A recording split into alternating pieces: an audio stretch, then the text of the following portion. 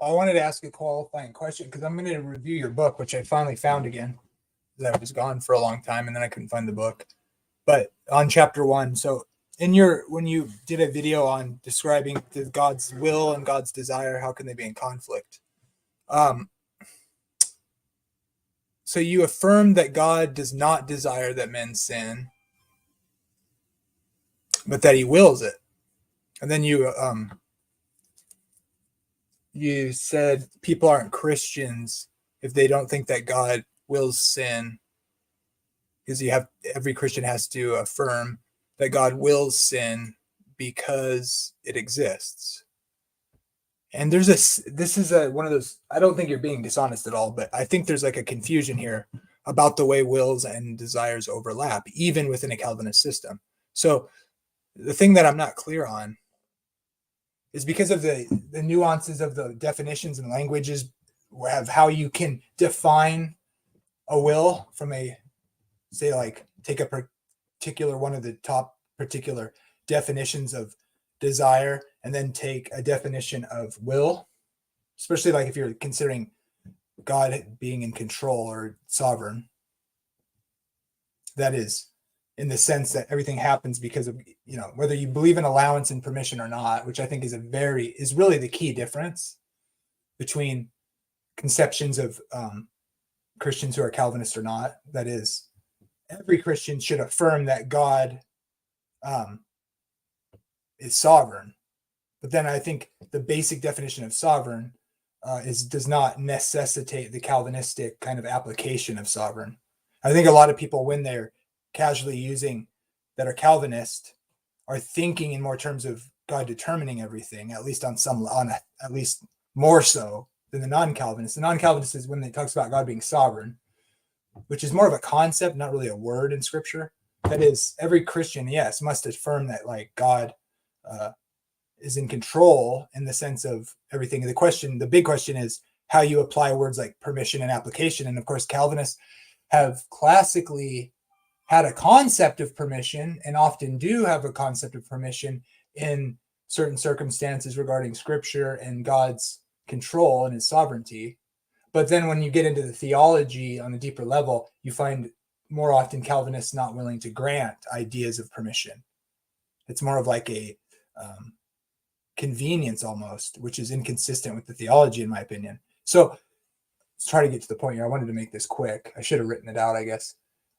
You affirm in your thing about that God, just like plainly, you just didn't even struggle with it really, that God does not desire that we sin. But then you said, but He does will that we sin. Now, in most people's mind, this sounds wrong because God says sinning is literally the wrong thing to do, and God is perfectly good. So how does that work? Well, at this point, the Calvinists if they're being consistent, they're going to want to oppose this injection of permission or allowance, because at the heart of the matter, that's really the difference. Because someone says, well, by God not interjecting in history in a given circumstance, that's basically the same thing as interjecting, because from like a non-Calvinist point of view, right? Because He could interject and stop it, but He doesn't. So merely engaging or disengaging action of God, you would say, well, He's permitting it, but you might as well just call it Him doing it when He why is He allowing it? When you have that much power, in other words, to disengage from stopping something is like an approval of it or something. But this is like the heart of the matter. I don't think you should say God wills that people sin. And again, I want to answer to this. I think it's not really a gotcha per se, but it's more of it is an emotional appeal. But I just wonder, like, when you see Jesus, the two people arguing over God's sovereignty online, and somewhere in the world a man is raping a woman, and God pauses reality and He teleports the two people talking about theology, one a Calvinist, one not a Calvinist, one affirming that God determines all things that come to pass, the other one denying it, and He warps them to the scene. There's Jesus standing there with the two armchair theologians, and standing before them is this scene of rape, and God presses play, and the man continues his egregious sin. And then he leans into the woman's ear and he says, all is of God, baby. And then God pauses the scene, and Jesus looks to the two people. He looks to the Calvinists and he says, so, do you think I determined this? And he's looking at you in the eyes and waiting for your response. What are you going to say to Jesus in front of your armchair theologian friend that disagrees with you? And what the answer should be is a sheepish, yes, sir. Yes, sir. You're in charge of everything, right? That's the answer, isn't it? And I'm saying, would you really say that as you see this woman being abused and the perverse thing the man says in her ear? Of course, you would want to stop the thing from happening. Would you accuse God? Why aren't you stopping this? What would you say? What would you think? What would you say, Jesus, if he asked you that question? What do you think Jesus would say? The point is, so I remember when I first started looking at Calvinism to understand it better, I watched some of those where they're really good too, by the way, where R.C. Sproul's like teaching on like a staged like living room to an audience. They're really good series. And he talks about free will and determinism, and he poses the problem for the free will advocate of, it's like when he talks about desires, which I think is a mistake in some sense. Like, what is the difference between an animal of instinct and a human? We all think, well, the animal does things by instinct, but the human is made in God's image. He has moral culpability because he understands right and wrong. He didn't bring that up, but he started talking about why people do, and he brings up the opposition to a commonly posed idea where, like, well, say you're eating unhealthy and you want to get into shape and you're working out, and then you're tempted to eat a big piece of cake, but it's way too many calories for your diet. And then you fight that desire to eat cake and you don't eat it. So you hold off. Well, see, isn't that an idea? Isn't that free will? You can refrain from doing things you desire. When the Calvinist rightly says, well, sure, but you had a greater desire to eat healthy because of the benefits of it. So you're still doing your greatest desire.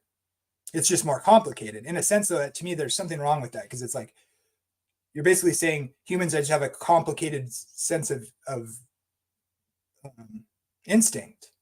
They can just have more complicated motivations. And I think the Calvinist has a good point here, though. It's like, well, it is true. The reason if you're going to try to give a reason as to why and not go the influence route, you're going to say, well, obviously you had a greater desire, or you would have eaten the cake. So humans do whatever their greatest desire is. Now here's the point. Wouldn't that also be true about God?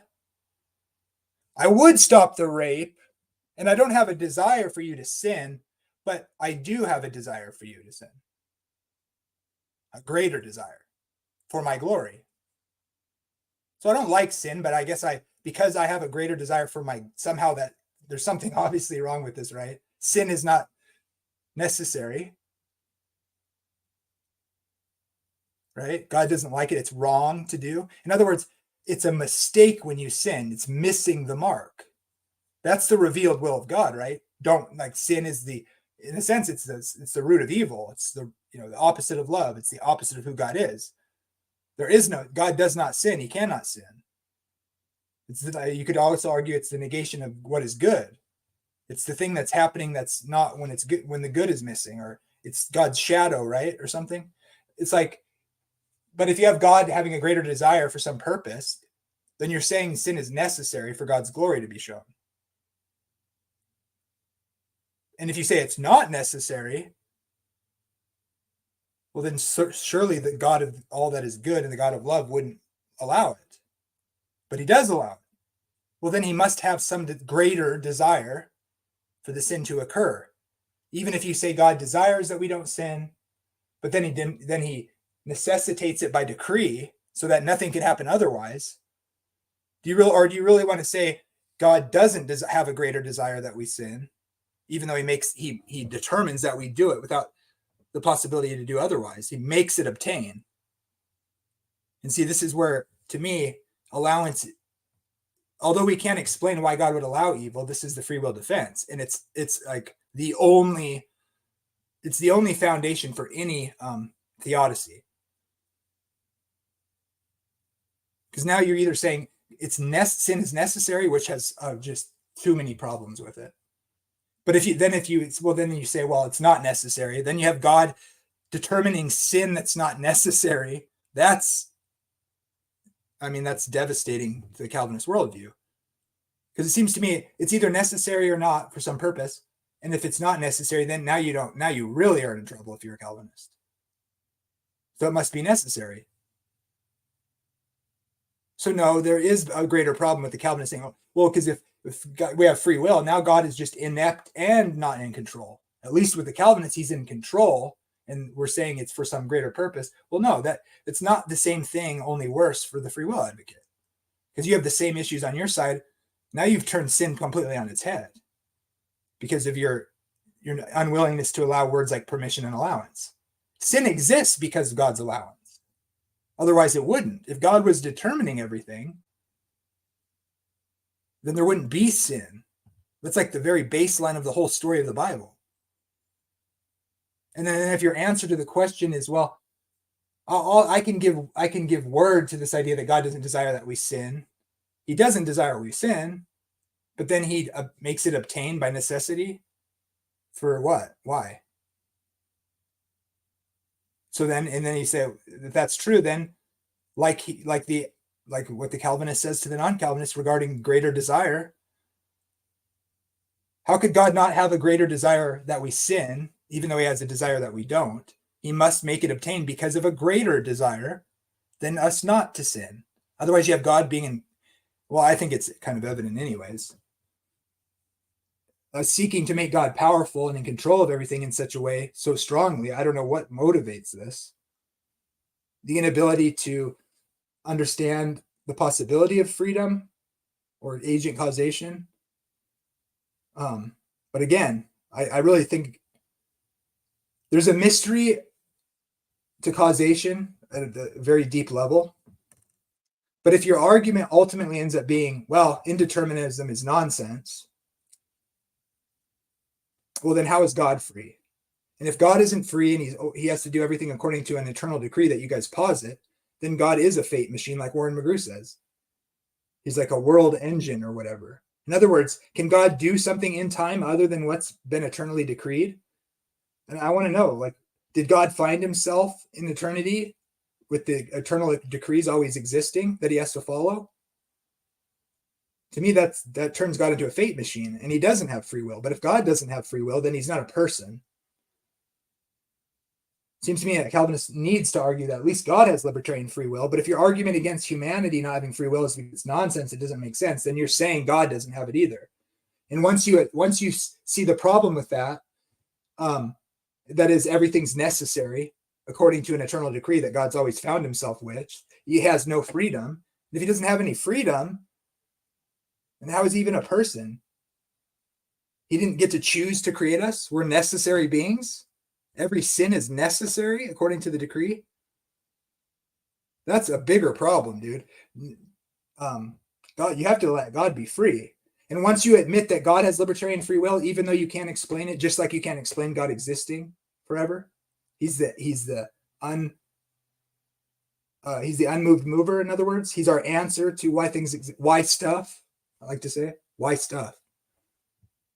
I think it's a good quote unquote argument for God's existence. There's stuff exists. You find yourself thinking, and you know at least that much is true. Even Sam Harris admits that. One thing that can't be untrue is that I think, therefore I am, basically. That's what he's saying. So seems to me, once you admit God has freedom and that we're not necessary beings, because that's just stricken with all sorts of problems if you don't affirm this. And once you admit God has libertarian free will, even though you can't explain it, for God to be God, it's necessary. But once you say that, what is it to extend that to us, especially when God describes himself the way he does? He gives a law that's according to his character in the way that he does, that shows us how to bear his image better or perfectly, or to live out the image that we've been bestowed with in him, because he's all good and he cannot sin. It's what Jesus is an example of for us. Once you admit all that, you have no reason left to deny that he's bestowed us with that, in that we bear his image and have moral responsibility. God never said you have to be able to understand everything on that level.